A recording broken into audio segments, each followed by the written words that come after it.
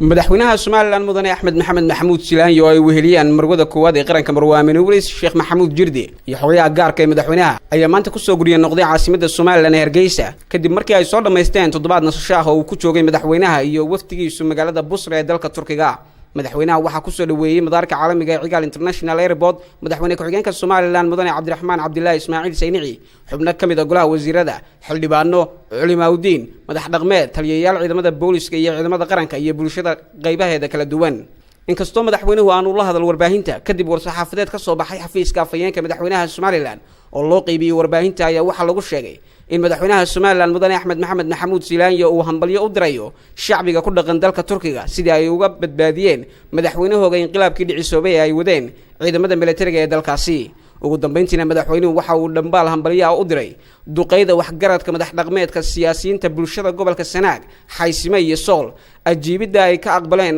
gogashii nabadeed ee uu hore u fidiyay madaxweynuhu iyo heshiiska ay ka gaadheen fadhigii maalmaha qaatay ee ku qabsoomay degmada Awrbogays laguna ansixiyay heshiiskaasi. dadka deegaankuna ay isku raaceen inay ummadda Soomaaliland wax la qaybsadaan sidoo kalena waxa uu mahadnaqay dhammaan cid kasta oo ka shaqeysay arrintaasi taariikhiga ah. Yacqub Saciid Kuriya, Somali News TV, magaalada Hargeysa.